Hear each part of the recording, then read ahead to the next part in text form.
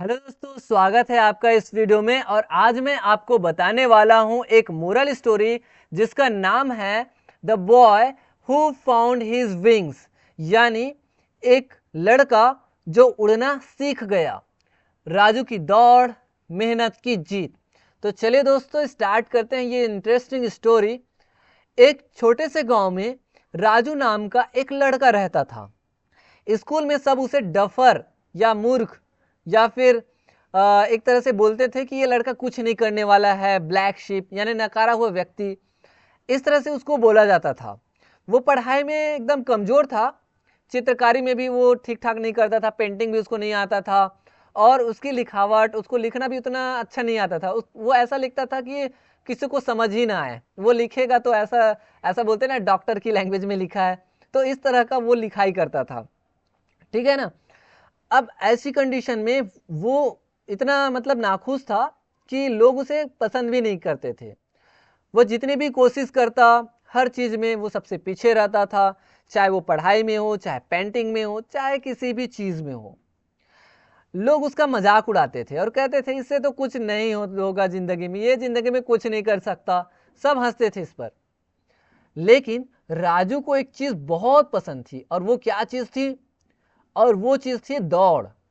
तो जब भी वो देखता था ना, जब भी वो खाली समय रहता था तो वो दौड़ता था, और दौड़ने में ही उसे आनंद आता था। मतलब वो पढ़ाई लिखाई में वो उसको इंटरेस्ट नहीं था, पेंटिंग में इंटरेस्ट नहीं था, किसी भी तरह का जो है चीज़ें बनाना हो, है ना, क्राफ्ट वगैरह तैयार करना, उसमें उसे बिल्कुल भी इंटरेस्ट नहीं रहता था।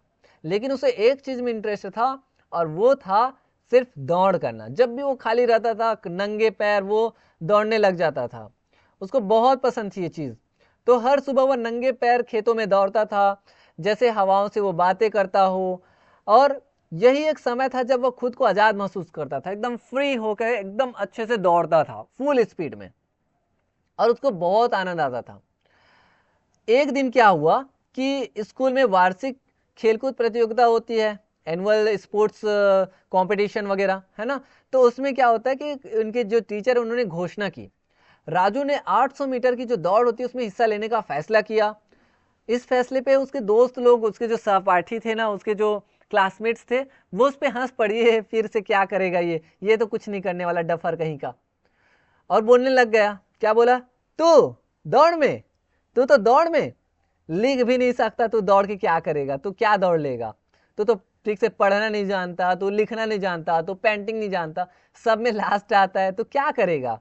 ऐसा करके एक लड़के ने उसको ना ताना मारा। राजू ने उस समय कुछ नहीं कहा। वह चुपचाप हर सुबह और शाम अभ्यास करने लगा। उसने सांस लेने की तकनीक सीखी, जैसे ब्रीथ इन ब्रीथ आउट होता है ना स्पोर्ट्स में, वो करना स्टार्ट किया। और अपनी स्पीड को कैसे बढ़ाए, उसके लिए उसने नए नए चीज़ें देखना स्टार्ट किया, जाना स्टार्ट किया, और अपने स्टेमिना बढ़ाना स्टार्ट किया। ज़्यादा दूरी तक कैसे दौड़ा जाए, इस चीज़ को बढ़ाने के लिए खेलकूद के जो दिन है ना, पूरा स्कूल और गांव इकट्ठा हुआ। सारे लोग इकट्ठा हुए, है ना। किसी को राजू से कोई उम्मीद नहीं थी। लोग जानते थे ये तो डफर कहीं का, कुछ नहीं करने वाला। लेकिन जैसे ही दौड़ शुरू हुई, राजू ने पूरी ताकत से दौड़ना शुरू किया। उसके पैरों की थाप जैसे उसके संकल्प की आवाज बन गई। एक एक कर वह सबको पीछे छोड़ता गया, और अंत में राजू सबसे पहले फिनिश लाइन पार कर गया, और इस तरह से वो उस रेस में, उस दौड़ में फर्स्ट आ गया। अब जैसे ही राजू फर्स्ट आया, सारे लोग जो उसे डफर या अलग तरह तरह के नामों से जानते थे, डफर कहीं का, ब्लैक शिप, नकारा हुआ व्यक्ति, ये जिंदगी में कुछ नहीं कर सकता, आवारा कहीं का, तो इस तरह से जो लोग उसे पुकारते थे, ऐसे लोगों ने जब उसे देखा कि वो फर्स्ट आ गया दौड़ में, तालियों की गड़गड़ाहट से मैदान जो है वो गूंज उठा। जो लोग उसे तरह तरह के नामों से चिढ़ाते थे, वही लोग उसे चैंपियन कह करके चिल्लाने लग गए। उस दिन के बाद राजू ने कभी पीछे मुड़कर नहीं देखा। सारे लोग, उनके जो दोस्त लोग हैं, उनके जो चाहने वाले हैं, वो उन्होंने उससे गला लगा लिया। सारे लोग ताली लगाने लग गए, ताली बजाने लग गए। और उस दिन के बाद से राजू ने कभी मुड़ करके नहीं देखा, कभी असफलता की ओर नहीं देखा। उसने और कड़ी मेहनत की, और कड़ी मेहनत की, और एक दिन खेल अकादमी में दाखिला भी लिया। और कुछ वर्षों बाद कुछ वर्षों बाद उसे राष्ट्रीय स्तर की दौड़ प्रतियोगिता में भी अपने देश का प्रतिनिधित्व किया और इस तरह से उन्होंने नेशनल गेम भी खेला और नेशनल गेम में उन्होंने अपने देश का नाम भी रोशन किया और एक सक्सेसफुल पर्सन भी बन गया।